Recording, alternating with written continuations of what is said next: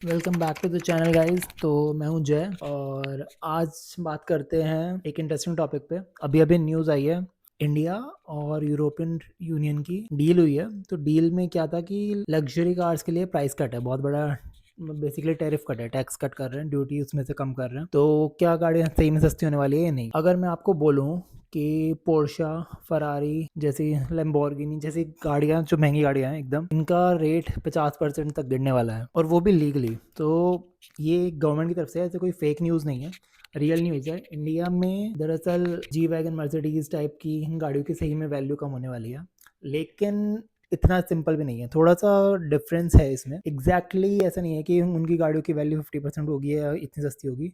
कुछ चीज़ें हैं जो आपको समझनी पड़ेंगी ये सीखने से पहले। तो इस पे डिस्कस करते हैं। तो क्या हुआ है कि इंडिया और यूरोपियन यूनियन के बीच एक मेजर फ्री ट्रेड एग्रीमेंट हुआ है, ठीक है। तो इसमें लग्जरी और जो सुपर कार्स होने वाली हैं, जो उन पे फ़र्क पड़ेगा, ठीक है।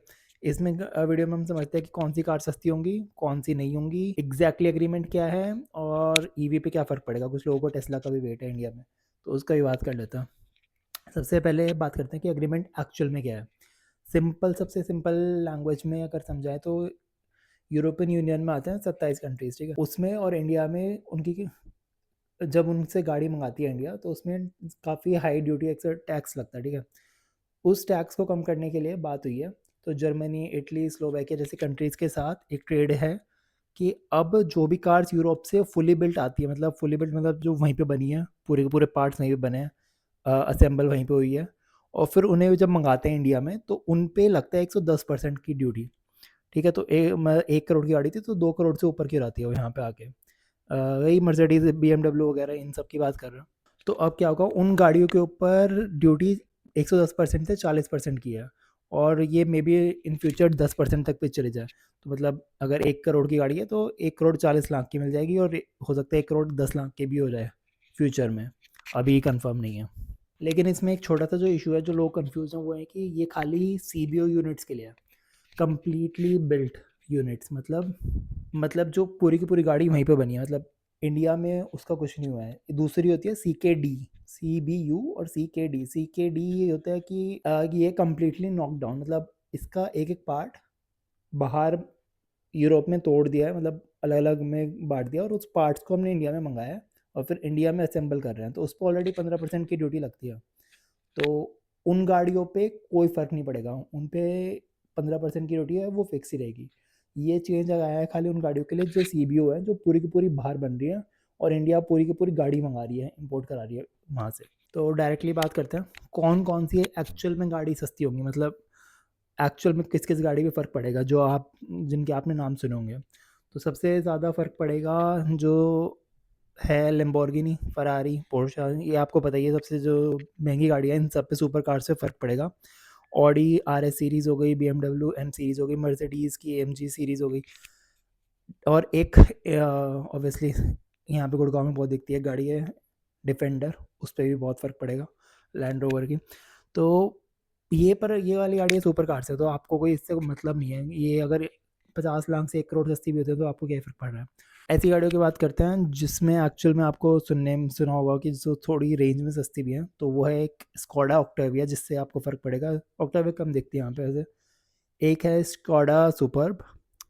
तो और तीसरी जो आपको सुनी होगी आपने, वॉक्सवैगन की गोल्फ GTI।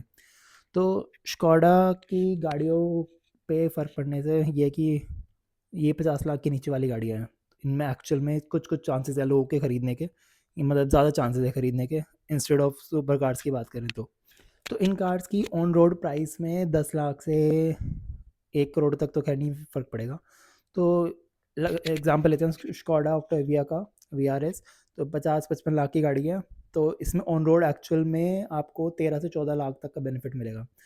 वॉक्सवैगन की गोल्फ GTI है, जो पोलो थी इंडिया में, उसका छोटा वर्जन, पर ठीक है, वो 50 लाख की है। एक्सपेक्टेड है वो उस पर 10 से 12 लाख कम हो जाएंगे, तो 38 के आसपास की पड़ जाएगी। तो अब उन गाड़ियों की बात करते हैं जिनमें एक्चुअल में कितना कितना फ़र्क आ रहा है, इनके अलावा जो ये तो आपके थोड़ा सा फिर भी ठीक है, रेंज में तो नहीं होंगी पर ठीक है। अब बात करते हैं जो एकदम ही टॉप लेवल की गाड़ियाँ हैं, उनमें कितना कितना फ़र्क आएगा, जिनकी न्यूज़ बन रही है इंडिया में। तो BMW M4 है, उसकी लगभग 1.5 करोड़ की गाड़ी है, 1.5 करोड़ से 40 लाख कम हो जाएंगे, 1 करोड़ 10 लाख की पड़ जाएगी। तो दूसरी है डिफेंडर। डिफेंडर का 1 करोड़ का बेस आता है, 2.5 करोड़ तक जाती है टॉप मॉडल। तो उसमें से 25 लाख कम हो जाएंगे कुछ कुछ। 1 करोड़ में से 85 के आसपास पड़ जाएगी, 1 करोड़ 10 की है शायद बेस, 1 करोड़ 10 लाख के आसपास। तो पोर्शा 911 है जो सबसे टॉप मानते हैं लोग, वो 2 करोड़ की है, वो 1.5 की पड़ जाएगी, 50 लाख का फ़र्क कम से कम। BMW Z4 है 90 लाख की, जो 20 लाख का फ़र्क आएगा, 70 लाख की पड़ेगी। ऑडी RS6 है जो 2.5 करोड़ की है लगभग लगभग, और 2 करोड़ से नीचे की पड़ जाएगी वो। मर्सिडीज AMG है जो 3.5 करोड़ की है, ढाई 1 करोड़ का फ़र्क आएगा, कम से कम 2.5 करोड़ की हो जाएगी। तो बहुत बड़ा गैप है ये, इंडिया के लिए काफ़ी बड़ी डील है सुपर कार्स के लिए। BMW XM है जो 2.5 करोड़ की है, वो भी 2 करोड़ के नीचे। लेम्बोर्गिनी फरारी वगैरह इन सब गाड़ियों पे, जो भी महंगी गाड़ियाँ हैं इन सब पे 1 करोड़ 1 करोड़ तो कम से कम ऑफ है। ठीक है, तो ये हो गई सुपर कार्स की बात, जो एकदम ही हमारी तो रीच के बाहर है खैर, पर इंडिया में अब ज़्यादा देखने को मिल सकती है, दिल्ली, बैंगलोर, हैदराबाद, मुंबई वगैरह। ठीक है, तो अब एक्चुअल में बात करते हैं कि कौन सी कार्स पे कोई असर नहीं पड़ेगा, जिससे हमें नहीं फ़र्क पड़ा। तो जिन लोगों को लग रहा था कि जैसे ये सब पे तो कोई नहीं पड़ेगा, फॉर्च्यूनर, क्रेटा, जो मर्सिडीज़ की C क्लास वगैरह है, BMW की X1 वगैरह, इन पे कोई फ़र्क नहीं पड़ने वाला। तो ऑडी A4 है जो सब लोग लेते हैं, सेकंड हैंड 40 की पड़ जाती है सेकंड हैंड, वो उस पर भी कोई फ़र्क नहीं पड़ेगा। होंडई, मारुति, टाटा, होंडा, कोई फ़र्क नहीं पड़ना किसी पे भी। ये सारी की सारी CKD यूनिट्स हैं, मतलब कम्प्लीटली नॉकडाउन पार्ट्स आते हैं, इंडिया में बनती है सारी की सारी गाड़ियाँ। तो 15% का इन पर टैक्स लगता है इनके पार्ट्स पे, बस वहीं पे ख़त्म, उसके आगे नहीं होता। तो ये डील सिर्फ अल्ट्रा लग्जरी लोगों के लिए है इंपॉर्टेंट, बाकी लोगों के लिए इतनी इंपॉर्टेंट नहीं है। जिनके बायर्स की नेटवर्थ ही बेसिकली 10 करोड़ से ऊपर है, 10 करोड़ भी कम ही बोल रहे हैं, तो 20 करोड़ से ऊपर ही होगी तब जाके वो 1 करोड़ की गाड़ी लेता है कोई। तो अब इंपॉर्टेंट वाली बात है कि कुछ टाइम पहले टेस्ला की वो चली थी कि टेस्ला आ रही है, टेस्ला आ रही है। तो ईवीज़ का क्या है, ये मार्केट में आ रही है ईवीज़ या नहीं? इलेक्ट्रिक कार्स का अपडेट ये है कि नहीं, सिंपली नहीं, इन पे कोई ड्यूटी कम नहीं है। एक्चुअली नेक्स्ट अभी 5 साल तक और अभी वो है, इस पे टैक्सेस हाई रहेंगे। फ़ॉरेन ईवीज़ का इंपोर्ट अभी इसलिए रोका हुआ है इंडिया ने, क्योंकि भाई इंडियन मैन्युफैक्चरर्स को टाइम चाहिए अपनी मार्केट को थोड़ा कम्पिटिटिव बनाने के लिए। टाटा बहुत ट्राई कर रही है इलेक्ट्रिक गाड़ियाँ लाने में, महिंद्रा भी कर रही है। तो अभी उसमें टाइम है, अभी बाहर की गाड़ियों पे इतना, ईवीज़ पे इतना सस्ता नहीं हुआ है, वरना वो इंडिया में फ्लड कर देंगी चाइना और वो। पॉइंट इसके ऊपर ये भी है कि एक्चुअल में इसमें इंपोर्ट की भी लिमिट है, मतलब कितनी गाड़ियाँ बाहर से मंगाई जा सकती हैं उन पे भी लिमिट है। तो 2 लाख पर साल ये इंपोर्ट की जा सकती है, जिन पे ये ड्यूटी फ्री में ड्यूटी इतनी कम लगेगी, 110 से 40%। तो फिर भी काफ़ी बड़ा नंबर है, इतनी मेरे ख्याल से पता नहीं आती है, नहीं देखना पड़ेगा लग्जरी गाड़ी से कितनी इंपोर्ट होती है इंडिया में। तो फ्यूचर सीन ये है कि भाई गुड़गांव, मुंबई, दिल्ली में लग्जरी कार थोड़ी सी और कॉमन हो जाएंगी, सामने आपको रोड पे दिख जाएंगी। इंडियन रोड्स पे थोड़ा सा फील मेरे ख्याल से ऊपर होने वाला है, दुबई जैसा सा थोड़ा थोड़ा, जैसे अभी गुड़गांव में अभी गोल्फ कोर्स रोड पे अभी रात को दिखेंगी गाड़ियाँ भागती, तो उस तरीके से गाड़ियाँ और थोड़ी हो सकता है दिन में भी दिखने लगे।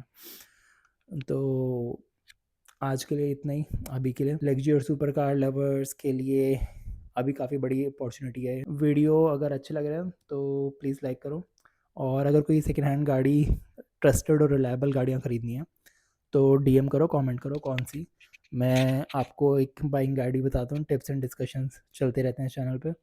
और फ्यूचर में एक्चुअल में अच्छी गाड़ियाँ सेकेंड हैंड 10 से 15 लाख के बजट में भी लाने वाला हूँ। तो लाइक एंड सब्सक्राइब।